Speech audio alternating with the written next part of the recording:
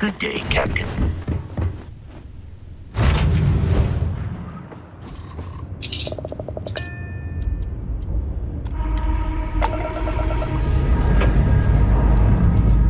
Liftoff complete. Let's go.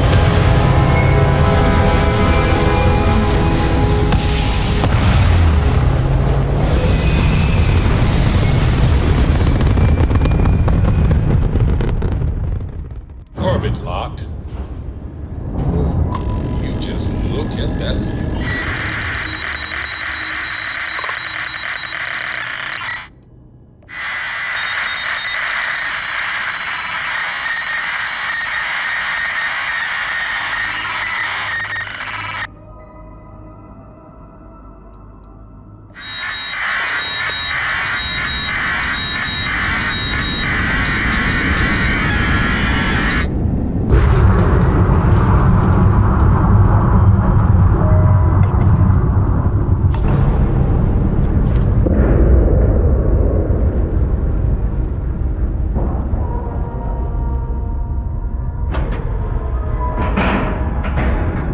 Docking procedure is complete.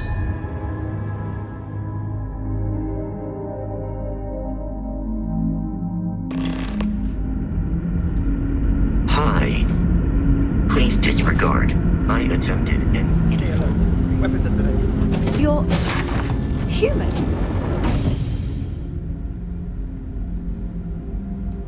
Oh, pardon my ignorance.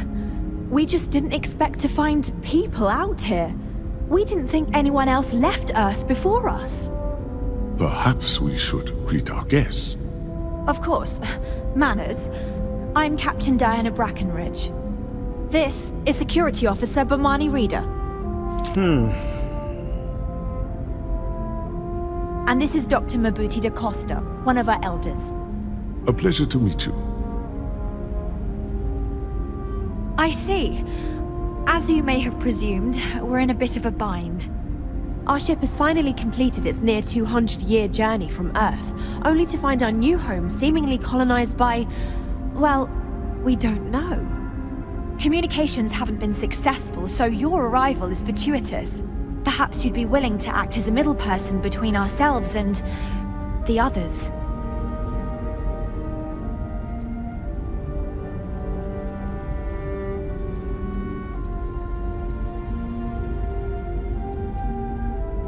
Ah, your question confirms one of our recent theories.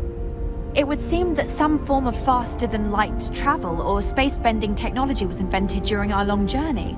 That would explain why we would find people this far out into space. I guess technology leapfrogged us at some point. Interesting. I can only imagine that our predecessors didn't believe the technology would ever work, and so they made the decision to leave when they did. Well, the short answer is, we didn't. It's a generation ship, which is to say that most of us lived long, happy lives on board and passed our mission down to our children. It was never intended that the original crew would make it to our destination. The goal was always the preservation of the human race above all else. Though, it would seem that was perhaps a bit presumptuous. We're not entirely sure.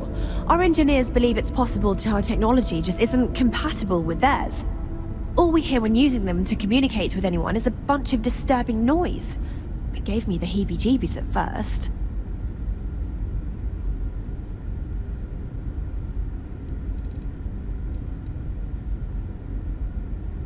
We do. Well, sort of. We saw structures using our surveying equipment. We've also seen the various ships pass us by. Some even seemed to want to communicate, but couldn't. Of course, we had no idea that they were being piloted by other humans.